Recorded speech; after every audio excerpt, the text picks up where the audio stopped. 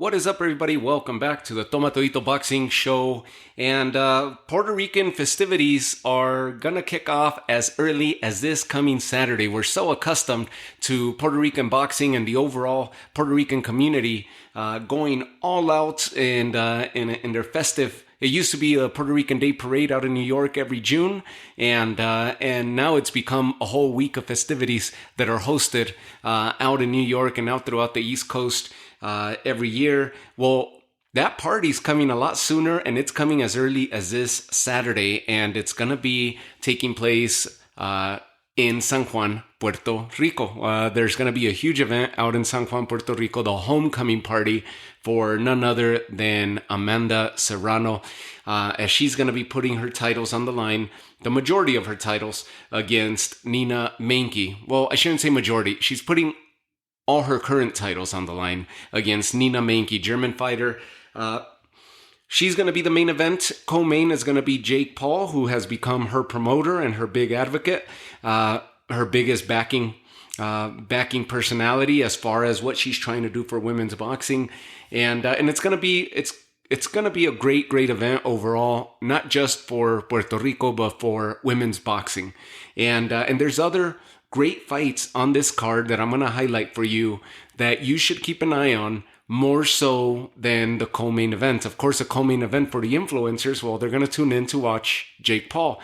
And I mean, dang, like I don't know what to make of Jake Paul's career. If you guys go back in my catalog, I put out an episode about Jake Paul. It must have been around November, December. And you could go back and check that out and see what you think, because at that time I was being very unbiased and just breaking down everything about Jake Paul and what he's done to date, and my being unsure as to whether to believe the hype and jump on the hype train or to discard it like others are saying, like others are doing. They're just basically on the hater train and just saying like he's a fraud, he's this, he's that, and yet he's done some things within the boxing world. He's done a lot for the Puerto Rican boxing community. He's done a lot for youth boxing. He's done a lot for the sport of boxing, even here stateside, as he's going to be the biggest backer for USA boxing and the USA national team as they head into the Olympics this year. So do some research, because they've done a lot of charitable work and they're doing a lot to support boxing overall. Yet we don't know what to make of his career. Is it real? Is it a prank that he's playing on everybody? He's stepping into the ring. He's taking hits. He's taking damage. He took a loss to Tommy Fury, but he tells us that he's serious, and then he ends up picking an opponent like the one that he's going to be facing this weekend, who's been inactive for several years, 17 months, if I believe, at that, going into this fight. A fighter who has not fought top opposition. And for Jake Paul's resume, as it was panning out, people saying that he was picking and choosing his opponents, which he has, but he has fought legends in their own right. Legends in their own respect as far as MMA, but nonetheless, mixed martial arts, where boxing happens to be one of those art forms. Legends in the face of Anderson Silva, Ben Askren, Tyron Woodley. These are not clowns. These are not no-names. These are not nobodies or quote-unquote cab drivers. These guys were at the peak of their echelon, at the peak of their form, of their art form, when they were in their prime. They happened to cross over, and this is obviously not the art form that they perfected and that garnered them so much success throughout their years. But nonetheless, it's a practice and it's an art form that they did practice and they did perform when they would step in the octagon and in their respective formats of combat fighting. And Jake Paul, a relatively unknown novice boxer when he faced these guys, ended up coming out successful, which said a lot to the dedication of what Jake Paul was doing at that point. But then he picks an opponent like Ryan Bourland, who he's going to be facing here this weekend. And Ryan Bourland, coming into the fight with a 17-2 record, 6 knockouts, 6 knockouts to his credit of the 17 wins. Of those 2 defeats, he was stopped once, and that was back in 2015. Other than that, you're looking at everybody that he's faced, and nobody of note. Not even anybody, not even a prospect that I'm seeing here on his record. Somebody that we could be like, hey, well, he faced him at this time when he was on his way up and so-and-so fighter was on his way up. Nobody of note. And I'm looking at his resume right now. And yeah, I can't really find anybody. Everybody's pretty much journeyman or novice fighters or inactive fighters, such as he is going into this fight. His last fight took place September of 2022. So he's going into this fight. And that fight, September of 22, he fought a boxer by the name of Santario Martin, and whom Bourland stopped in the 5th of a 6-round scheduled fight. And Santario Martin stepped into the ring with 4 wins and 6 losses as his record. That's his last fight. 17-month layoff, unranked, coming into this fight with Jake Paul. Now, this is why I'm going on that bit of a rant, because he's selling us that he's, and just like in his last fight with Andre August, selling us that he's fighting legit boxers. Yet, Jake Paul by some organizations and some publications have him ranked as high as 126 in the world, the number 126th cruiserweight of the world. So why doesn't he fight number 125 or number 120 or number 110 or even 130 for that matter? But someone closely ranked to him or someone whose ranking he's challenging to take. I'm not asking you to challenge the top 10 because he's still building and coming into his own. I understand it. With the record of 8-1. That's fine. He's working his way up.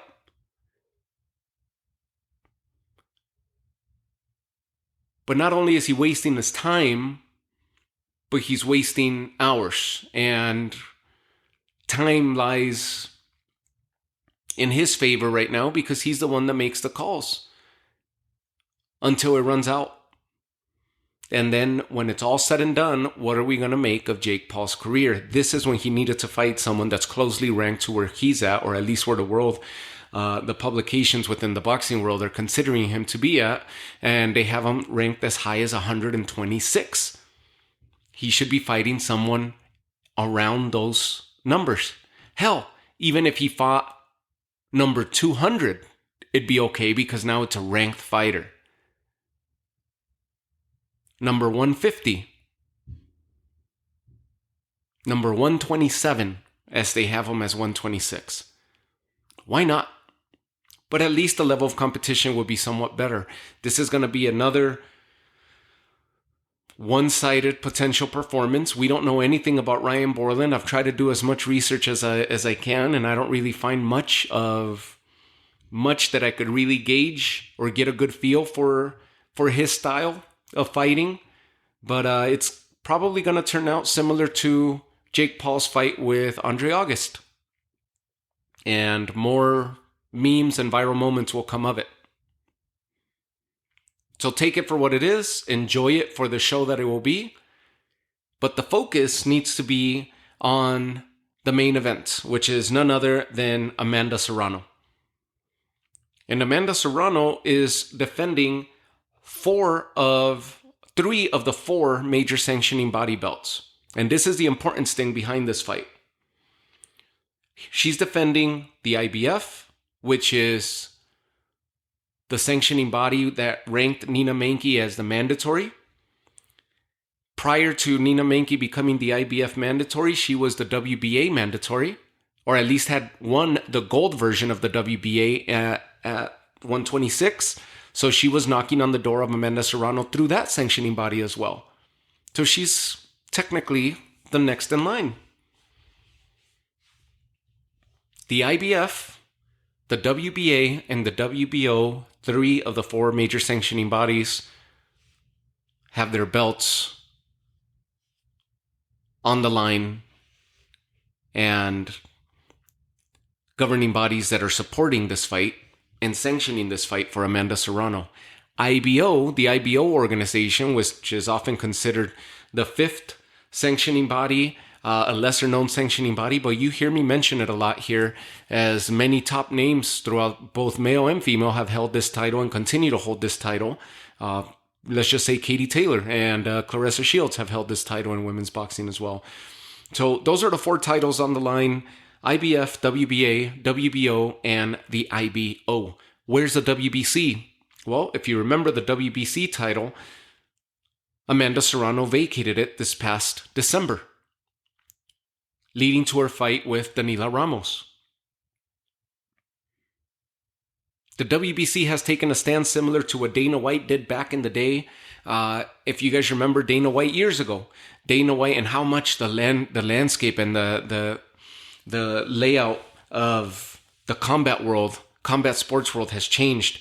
Dana White back in the day, years back, saying that he couldn't foresee a sanctioning women's MMA fight. Definitely not in the UFC. There was no place for the UFC to have women, where women would be fighting for that organization, let alone a woman headlining a UFC event. Meanwhile, across the street, Strikeforce at that time had such stars as Gina Carano going undefeated. The mega fight between her and Cyborg, where Cyborg basically retired Gina Carano from the octagon. Then you had future stars like Ronda Rousey, Miesha Tate. You had Holly Holm leaving boxing and jumping over to MMA, eventually climbing up through those ranks and becoming a UFC women's champion when she dethroned Ronda Rousey.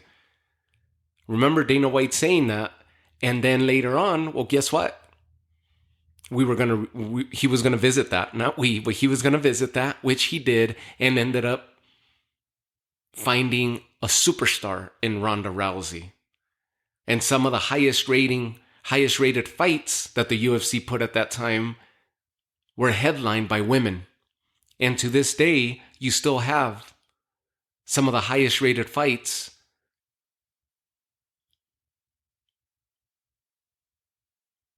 being such that women are headlining, like Amanda Nunes.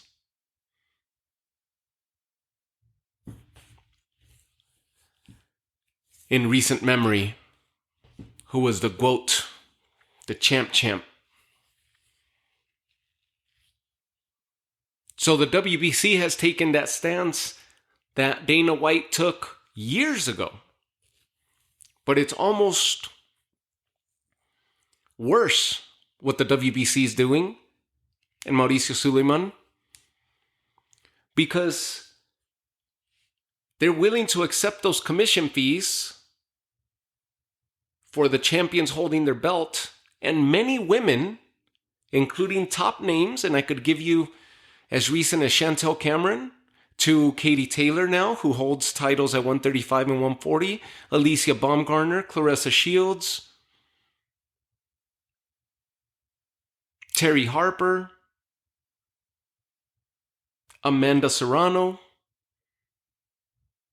Michaela Mayer, Seniesa Estrada, Marlon Sparsa. I mean, hell, Yocasta Valle. Fighters that are willing to pay these sanctioning fees, and the WBC is happy accepting that money as long as they stay in their lane. In the moment that Amanda Serrano challenged the WBC and wants the equality that she's fighting for, and all she's fighting for, this is not the U.S. women's national soccer team saying we want equal pay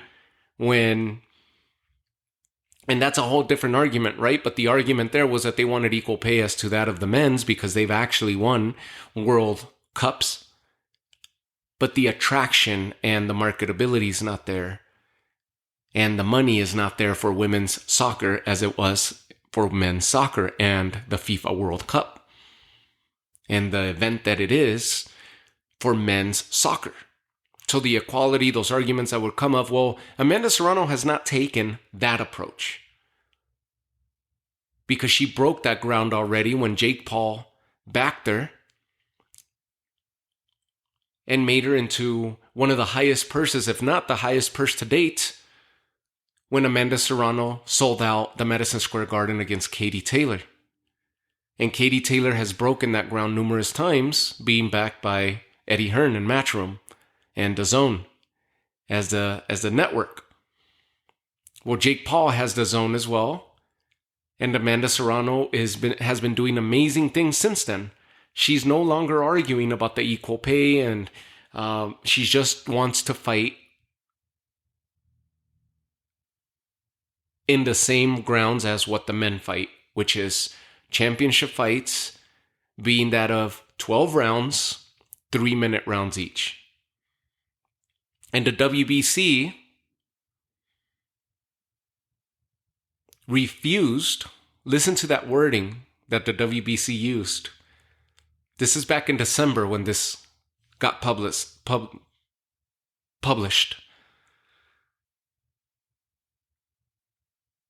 Amanda Serrano relinquished her WBC title after the organization refused to allow her to compete in bouts under the same set of rules as men's boxing.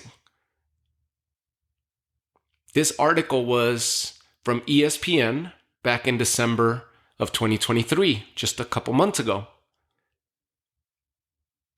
Serrano was a unified champ at 126. She was heading into the fight with Daniela Ramos, and the WBC said, we refused to allow you to defend our belt in that format. The other governing bodies recognized the belt and sanctioned the bout and allowed Serrano to defend their titles in that format, in which she went on to beat Daniela Ramos in a 12-round, 3-minute each round type of fight, championship fight. WBA, WBO, and IBF all stepped in and said, yes, go on, green light. IBO said the same.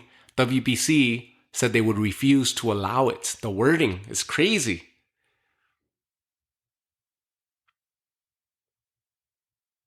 So Serrano released a statement back then saying, I am the only boxer, male or female, from Puerto Rico to become undisputed champion. I am the only female boxer to have won titles in 7 divisions. Second to only Manny Pacquiao, who has won more titles in more divisions.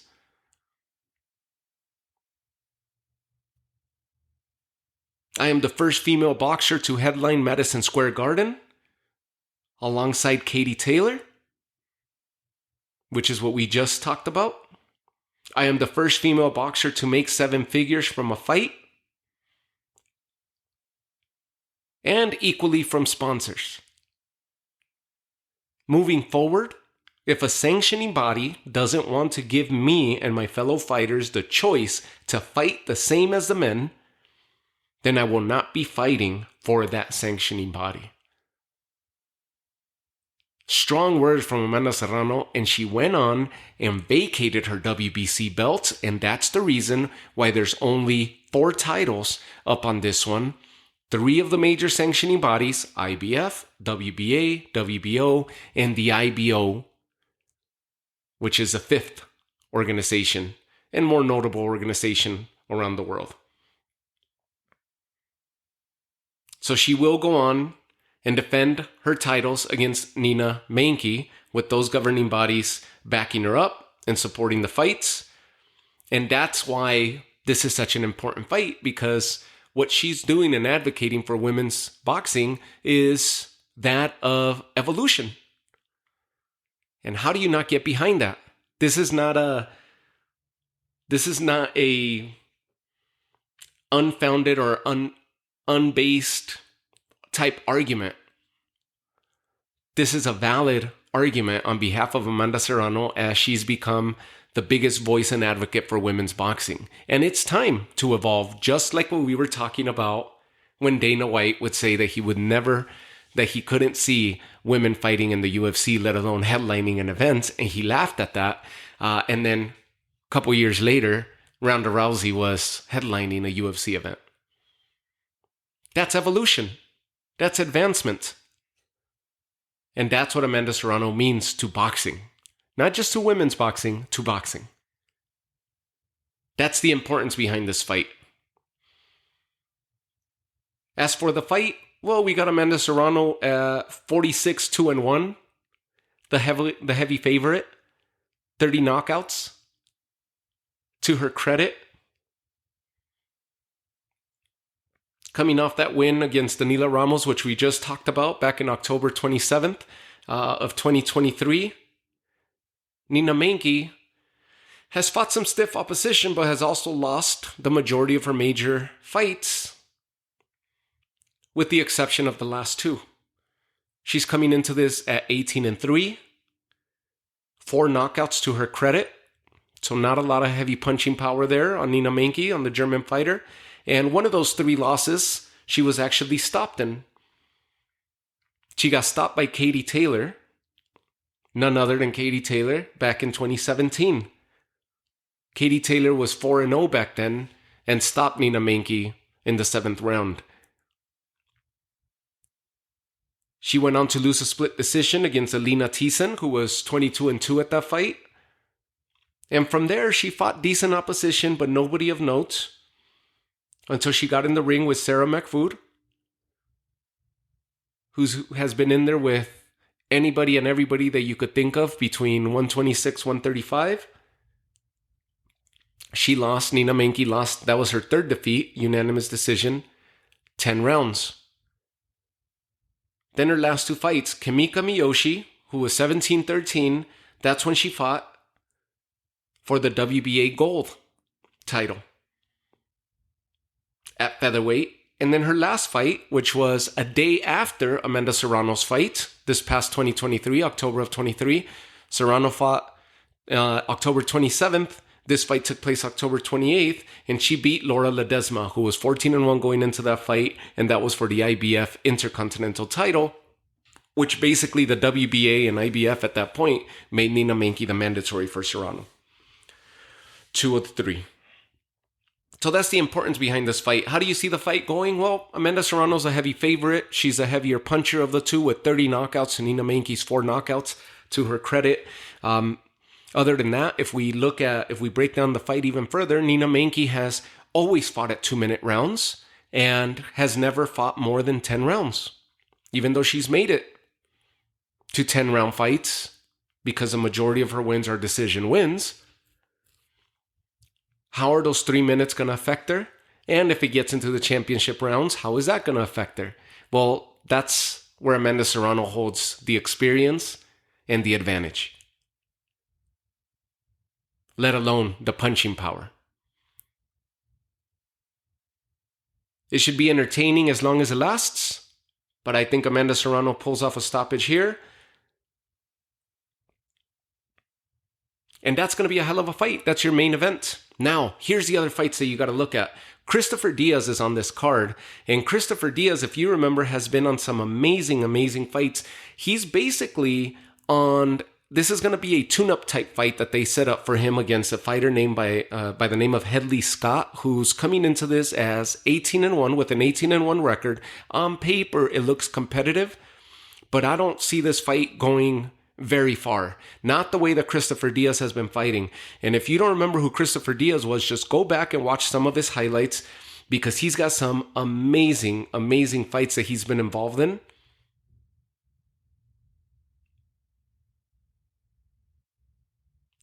And I'll tell you the ones that his losses. He's coming into this at 27-4 with 17 knockouts. One of those was a stoppage loss, and you probably remember, and if you look for his highlights, this is the stoppage loss that you're going to find the majority of the highlights on, which was against none other than Vaquero Navarrete when he challenged him for the title.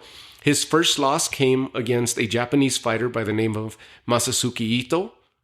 It was a crazy back and forth 12-round fight where Diaz went down in round 4, and he ends up losing the unanimous decision, and that was for the WBO vacant title when Ito ended up being crowned champion that night after defeating Christopher Diaz.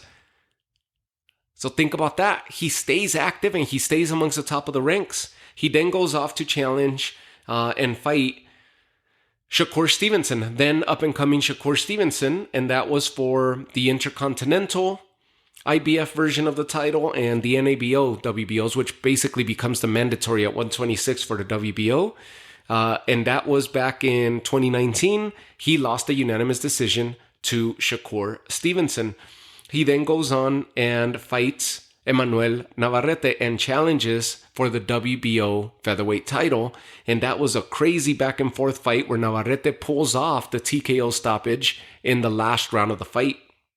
A fight that was a bloodfest, a back and forth, throwing everything at each other. And Christopher Diaz, if you want to gauge how good of a fighter he is, that's the fight that you want to watch. If you just want to watch the highlights, you'll get a good idea as to what kind of firefighter this guy is.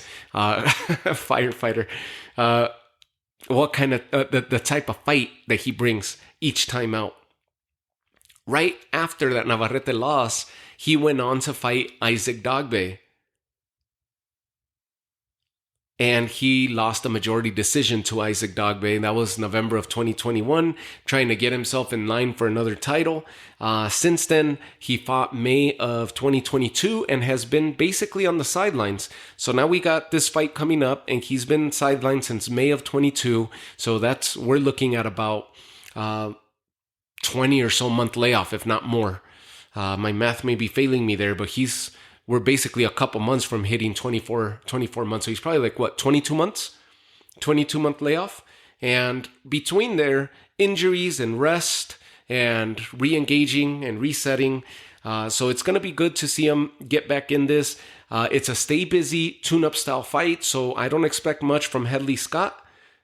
Headley Scott has not really fought anybody of note, and the majority of his opposition, if you look at his record, the majority of his opposition has come against really low-ranked, up-and-coming fighters, novice fighters, new fighters, and journeyman fighters. I'll give you an idea. In his last fight, he fought a boxer by the name of Toriano Nicholas with a 1-3-1 record, and Headley Scott got a 6-round decision against him. He fought Nathan Benichu back in 21, 2-6-1 record. Jonathan Godoy, 5-9 record at that fight. Mike Fowler, 7 wins, 31 losses. Jesus Laguna, 22 wins, 15 losses.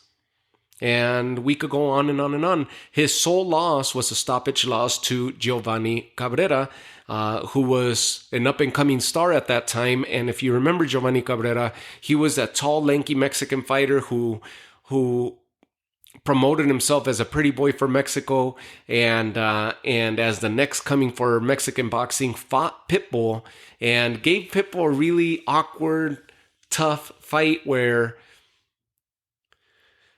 it was one of those where he promised a victory against Pitbull, but he ended up losing a split decision. It was a fight where he got hit with every type of brick that Pitbull possessed that night, and yet Isaac Cruz could not stop Giovanni Cabrera. That was July 29th of last year. That's when we saw Giovanni Cabrera. So that's where we're at right now. That's his loss to Headley Scott. That was a stoppage loss. Other than that, he's been fighting really low-level opposition and padding up that resume. I don't see that fight going very long against Christopher Diaz. From there, the other fight that's going to be a big fight on this card with big implications is going to be the title unification bout between Bomba Gonzalez, Jonathan Gonzalez, against Rene Santiago. This is a light flyweight title at 108 pounds. And if you remember, Bomba Gonzalez is your WBO champion. But after he failed to return last year and failed to defend his title, he ended up, the WBO ended up creating an interim version for the title, ordered an interim title fight, and that's where Rene Santiago comes in. Bomba Gonzalez has not fought since November of 2022 against Sokichi Iwata, a 9-0 fighter then, where he defended his title. And that was out in Japan. Bomba Gonzalez was successful in that fight, 12-round fight, And since then, he's been out and away from the ring. Rene Santiago, and let's talk about Bomba Gonzalez. He's coming into this fight with 27 wins, 14 by way of knockout, 3 defeats, and all 3 of his losses he has been stopped in. He got stopped by Kosei Tanaka, who we just talked about in the prior episode. He got stopped by Jobert Alvarez in 2016, and he got stopped by Giovanni Segura early in his career back in 2013. Rene Santiago is not as seasoned as Jonathan Gonzalez. He has 12 wins, 3 losses. 9 of those 12 wins have come by way of knockout. Also Puerto Rican fighter.